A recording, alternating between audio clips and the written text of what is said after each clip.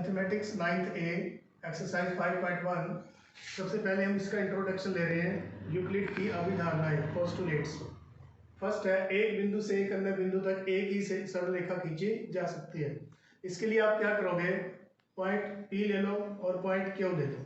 तो आपको पता है कि एक पॉइंट से हम बहुत सारी रेखाएं खींच सकते हैं, ऐसे ही Q से हम बहुत सारी रेखाएं खींच सकते हैं। तो इन बहुत सारी रेखाओं में एक रेखा PQ एक ऐसी होगी जो P और Q से होकर जाती है। तो इसका मतलब हमने यही प्रूव करना है कि दो बिंदुओं से होकर केवल एक ही रेखा जाती है। बाकी की बहुत सारी रेखाएं हैं, उनके डायरेक्शन अलग अलग हैं, वो P और Q से होकर पास नहीं करती। इसका सेकंड है, एक शांत रेखा यानी कि टर्मिनेटिंग लाइन को अनिश्चित रूप से बढ़ाया जा सकता है। शांत रेखा का मतलब ये है कि एक रेखाखंड लेंगे हम AB, A को आप आगे एक्सटेंड कर सकते हो, B को भी एक्सटेंड कर सकते हो। कहने का मतलब यह है कि ये दोनों तरफ ही एक्सटेंड हो सकता है।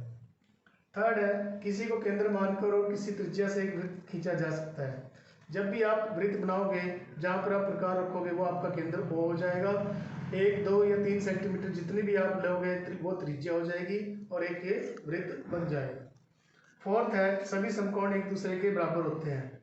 सभी समकोण का मतलब है 90 डिग्री। एक 90 डिग्री दूसरे 90 डिग्री के बराबर ही होगा।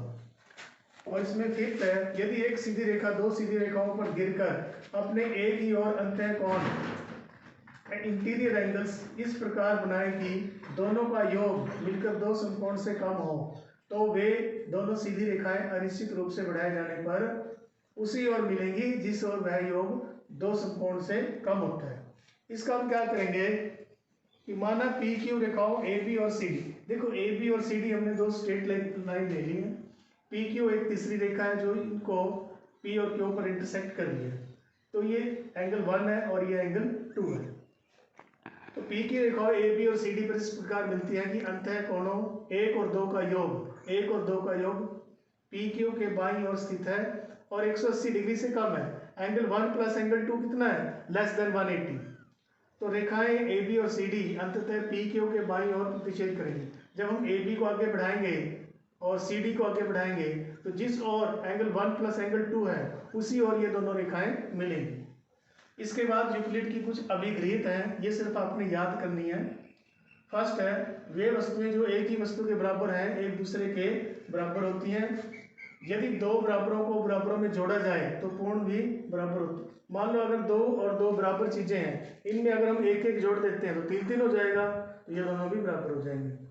थर्ड है, यदि दो बराबरों को बराबरों में से घटाया जाए, मान लो कि आपके पास 5 है और दूसरा भी 5 है, दोनों 5 में से आप 3 घटा दोगे तो 2 मिलेंगे, तो शेषफल भी बराबर होंगे। फोर्थ है, वे सभी वस्तुएं जो परस्पर संपाती हों, यानी कि 2 या 3 ऐसी वस्तुएं हैं जो एक दूसरे के ऊपर आकर पूरा बराबर होती हैं, वो संपाती का मतलब है कि वो एक दूसरे में समा जाती हैं, तो एक दूसरे के भी बराबर होंगी। तो जो 2 या 3 रेखाएं होंगी, जो 2 या 3 चीजें होंगी वो एक दूसरे के बराबर होंगी। फिफ्थ है, पूर्ण अपने भाग से बड़ा होता है। कि कोई भी पूर्ण, जैसे कि मान लो आपके पास 100 रुपए है, उसमें से 10 रुपए का आपने खर्च कर दिया तो 90 बचा, तो कहने का मतलब है कि 100 रुपए जो है 90 से बड़ा है। सिक्स्थ है, एक ही वस्तुओं के दुगने परस्पर बराबर होते हैं। मान लो आपके पास 2 है और दूसरे भी आपके पास 2 है, 2 ऐसी चीजें हैं, उनका दुगना कर दो। मान लो 2 है, 2 का दुगना 4 हो जाएगा, उधर से 2 का दुगना 4 हो जाएगा, तो वह भी परस्पर बराबर हो जाएंगे। सेवंथ है, एक ही वस्तुओं के आधे। मान लो आपके पास 2 है, 2 का आधा करोगे 1 हो जाएगा, दूसरी तरफ भी 2 है, उसका आधा करोगे 1 हो जाएगा, तो 1 और 1 भी बराबर होंगे। एक्सरसाइज 5.1 है, इसको हम इसके बाद स्टार्ट करेंगे।